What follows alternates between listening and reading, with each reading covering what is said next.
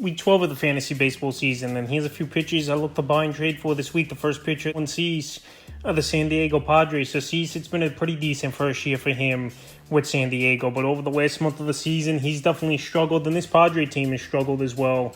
Not getting run support for Cease, and he's been hit hard in a few games on the season. 86 and 2/3, 6-6 record.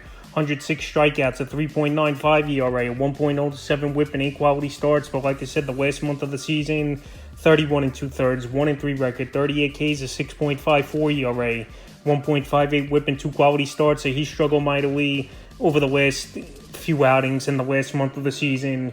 Here's Dylan Cease, and he's got still a high K rate. He still goes pretty deep into games, even in the ball games. He's been hit around, and right now is a perfect time to go out there and buy him after getting bombed by the New York Mets June 16th. So June 5th, the Angels, 6 innings, got the loss. 4 hits, 3 runs, a walk, 6 Ks, a quality start. June 10th versus Oakland, 6 innings, got the win. 8 hits, a run, a walk, 8 Ks, a quality start. And June 16th at the Mets, 3 2/3.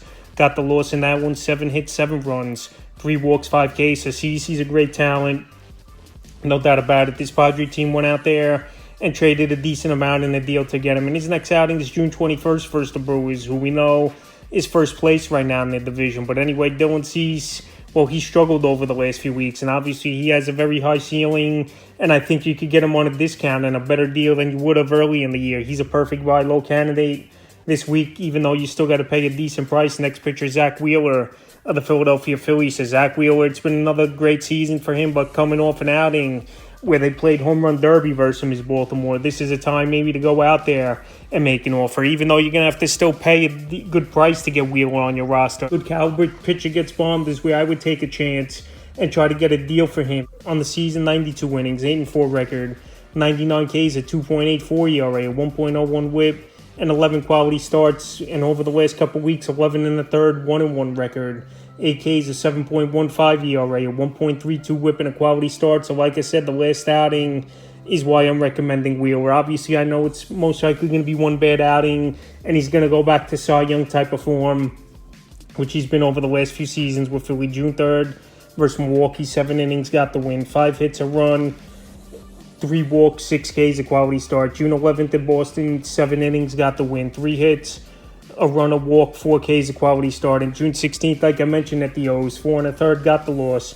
9 hits, 8 runs, 2 walks, 4 Ks. He was putting up one great stretch with 5 quality starts in a row before getting bombed at Baltimore. Like I said, you're still going to have to pay a big price, but I still would send feelers out there for Wheeler to see if the owner would bite who owns Wheeler after he was batting practice in his last outing. The next pitcher is Freddie Peralta of the Milwaukee Brewers. So Freddie Peralta, it's been an up and down type of year for him, where his ERA is in the mid-4s on the season. 76 innings, 4-4 record, 98 Ks, a 4.38 ERA, 1.20 WHIP, and 5 quality starts. So right now, Freddie Peralta, it's been a rough patch for him over the last 3-4 weeks. And over the last 2 weeks, 8 2/3, 0-1 record, 9 Ks, a 9.35 ERA, a 2.31 WHIP. So Freddie Peralta, like I said, middle of the pack type of pitcher this season. The K rate is still up there, which obviously is always a good sign.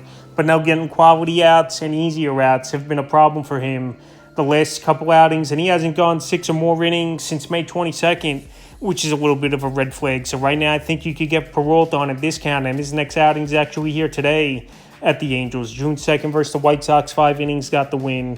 4 hits, 3 runs, a walk, 7 Ks. June 8th at the Tigers, 3 1/3, no decision. 4 hits, 3 runs, 5 walks, 3 Ks. And June 14th versus the Reds, 5 1/3, got the loss. 10 hits, 6 runs, a walk, 6 Ks. So Peralta, like I said, the K rate's been good, but he hasn't gone deep into a game since May 22nd, and he hasn't had a quality start in 4 starts in a row, and he's been hit around pretty well. So maybe Peralta, it's going to be an off season for him where things aren't going his way, but right now I still would take an opportunity to offer a deal to the Peralta owner. And I think a decent outfielder could get the job done, in my opinion, because Peralta, he's got good stuff. The K rate is still well, but just getting easier outs and control has been a problem, where he's had a decent amount of games where he's walking batters left and right. The next pitcher, Ryan Pepiot of the Tampa Bay Rays. So Ryan Pepiot, he was a big prospect in the Tyler Glasnow deal going to the Dodgers, and the Rays getting back on the season. 63 innings, 4-4 record, 72 Ks,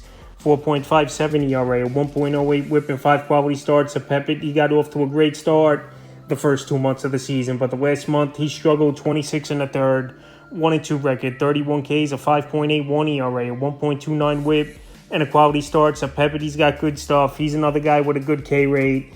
And right now, I think he's hitting a wall a little bit. After last season, he only pitched 44 innings in the major leagues, where he's obviously way above that already this year. So the last few outings for Pepiot, June 4th at the Marlins, 6 innings, got the win. 6 hits, 3 runs, 8 Ks, a quality start. June 10th versus the O's, 6 innings, got the loss. 9 hits, 4 runs, 9 Ks. And then his latest outing, 4 2/3, June 15th at the Braves, got the loss. 6 hits, 5 runs, 3 walks, 4 Ks. So obviously, he's been hit around over the last few weeks here as Ryan Pepiot, but he still has great stuff. And like I said, he's got to get his second wind under him, because last season he didn't pitch much in the major leagues. And these type of top prospects, we've seen it this season as well, where they only go in 3 or 4 innings in the minor leagues, where they want to save their arms of these teams for some of these younger guys. So his next outing is June 21st at the Pittsburgh Pirates. Pretty decent matchup on paper, but right now, well, he struggled over the last month of the season. I think Pepiot's a perfect buy low candidate, because he's got upside. He's got number 2 type stuff in a major league rotation, and right now he's hit a little bit of a wall, but I think he could turn things around. The fifth and final pitcher I look to buy and trade for is Jon Gray of the Texas Rangers. Batting practice his last outing versus the New York Mets, and on the season overall, his numbers are still great. 65 in a third, 2-3 record, 65 Ks, a 3.31 ERA, a 1.32 whip, and 5 quality starts. But over the last month of the season, like I said, he's been getting crushed. 13 in the third, 0-2 record, 13 Ks, an 8.10 ERA, and a 1.88 whip. So Jon Gray, to begin the season, it was a great start for him. But like I said, now he's come back down to earth a little bit over the last month of the year, and especially his last outing, June 17th versus the Mets.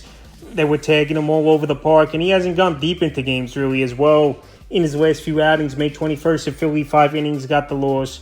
4 hits, 2 runs, 3 walks, 4 Ks. June 8th in a relief outing, 2 1/3 in that one. 1 hit, no runs, a walk, 4 Ks. June 12th at the Dodgers, 3 innings, he only lasted.